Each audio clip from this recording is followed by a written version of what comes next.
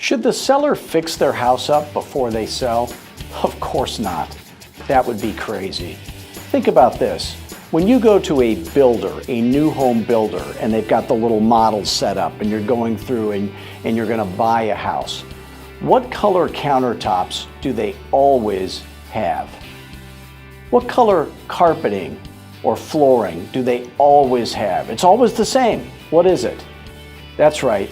It's any color you want.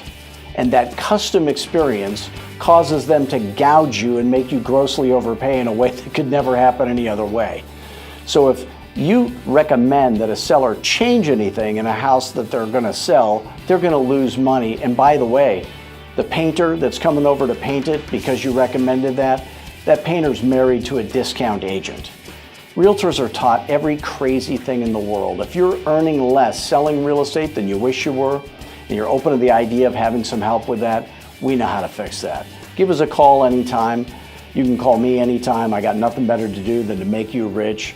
And go to fearlessagent.com. Watch all our free videos like this one, and let us turn you into a fearless agent. Thanks.